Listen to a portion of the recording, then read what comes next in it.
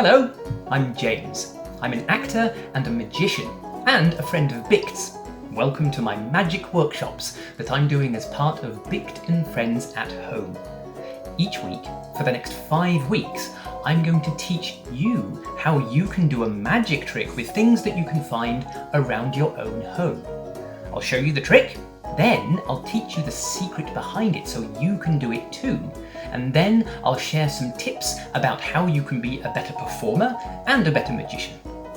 For the first week, I'm going to share with you the secret of teleportation, how you can magically move an object from one place to another. The great thing about this is you can do it with any small object, as long as you have lots of them to begin with. So, let's take a look.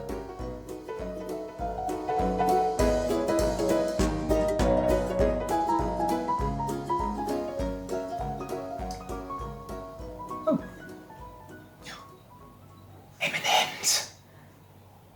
Oh, I could eat them, or I could show you a magic trick with them. Let me see how many I've got. There's a pair, and there's a pair, there's a pair, there's a pair, there's a pair, there's a pair, there's a pair, and there's one extra blue one left over.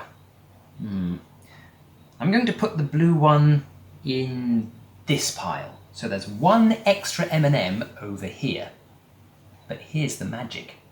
If you point your fingers at the pile with the extra M&M and wiggle them like this. Oh, go on. Wiggle your fingers. Oh, very good. Now point at the other pile and wiggle your fingers there as well. That should be long enough. Now let's count.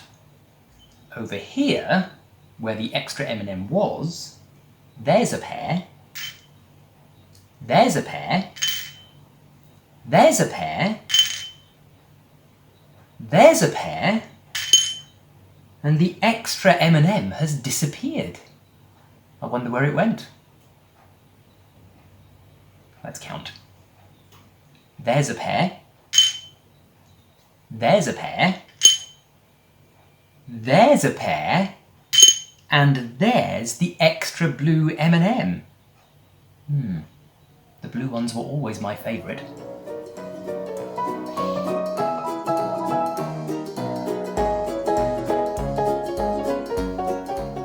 So how did that extra blue M&M magically jump from one pile to the other? What's the secret? Well, the secret is there isn't really a secret. This trick actually works automatically. The important thing is that you start with exactly 15 objects. And they could be anything. So I used M&Ms before, but to explain, I'm going to use these coloured beads because I think it's a little bit easier to see on this black background. So I've got 15 beads. I had 15 M&Ms before. And the secret really lies in the way you count and in what you say. Actually, I count them 2 different ways, but I say the same thing so people don't notice that I'm doing something slightly different, and that's actually what makes the trick work. At the beginning of the trick, when I start counting, I take 2 and say, there's a pair, and then divide them into 2 piles. There's a pair. But at the end of the trick, when I count them back into the bowl, I take 2 from the same pile and say, there's a pair. There's a pair. So the counting is different, and that's why the trick works. Let's take a look with these beads and see if we can figure out what's going on. So I know I've got 15 objects, and I'm going to divide them, remember, to begin with, into 2 piles by saying, there's a pair, and separate them. There's a pair. There's a pair. There's a pair. There's a pair. There's a pair. There's a pair. And there's one left over. That's my extra one. Now there has to be one left over because I started with 15, which is an odd number, so that's the odd one. But let's take a look at the 2 piles we've made. there's 7 beads in each pile. There's an odd number now that I've divided them. There's the odd one in each pile. So when I take my extra one and add it to one of the piles, look what happens. By adding that extra one, I've made a pair in this pile. So now, when I count them back into the bowl, the new way, there's a pair, 2 from the same one. There's a pair, there's a pair, there's a pair, there's nothing left. The extra one that I added made a pair, and I counted it back into the bowl with one of the other stones. Over here, there's still 7. There's my odd one. So when I count a pair, and a pair, there's 1 left. And I say, oh, there's the extra one. It's not. The extra one was still over here and has been counted back into the bowl, but it looks like it's the same one. Because I've counted it in a different way, people are confused about that. So it looks like this has magically jumped from one side to the other. Now with the M&Ms, because they were different colours, I thought it was fun to actually talk about, oh, the blue one. If you want to do that, there's some extra things you need to remember. You need to make sure when you count them out, you put at least 1 blue M&M in each pile and leave the blue one as the spare one at the end in the middle. Then, when you count these back into the bowl, you need to make sure you leave the blue one till last. So there's a blue one that goes over here.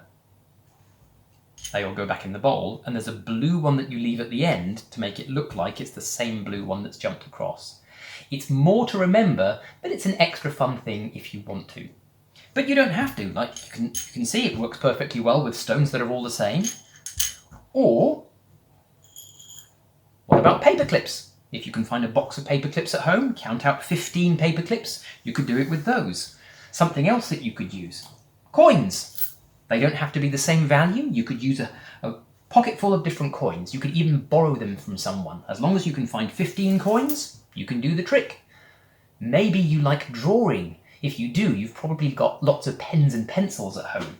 If you can find 15 pens and pencils, it works with those. You can divide them into 2 piles and magically make a pencil jump from one pile to the other. If you're a magician, like me, you may have a pack of cards at home. You could count out 15 cards, divide them into 2 piles and do it with cards.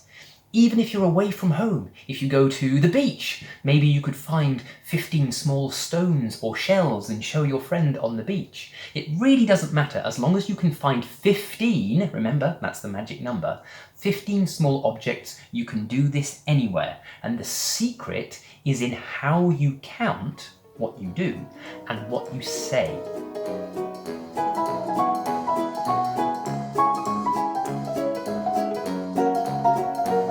This is a great example of a magic trick which works all by itself. But you still need to remember what to do and what to say, which means it's very important to practice. And that is my performing tip for today. Practice. As an actor and a magician, I spend a lot of time practicing or rehearsing before I perform anything for a real audience. I know it's really exciting when you learn a new magic trick. You want to run and show someone, but if you don't practice first, you might forget what to do or what to say, and then the magic doesn't work, and that's a shame. So, before you go and show anyone, practice. So when you stand up in front of your audience, you'll feel confident to perform. Time to grab 15 things and start practicing. And I'll see you next time on James Magic. Bye for now.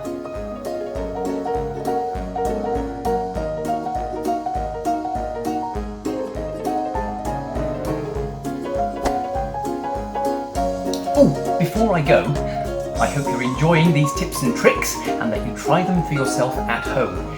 If you do, Bict and I would love to see it. Why not record your magic and send a clip to Bict? Just record it on your phone and email it to bictfest@gmail.com. I can't wait to see what you do. Bye for now.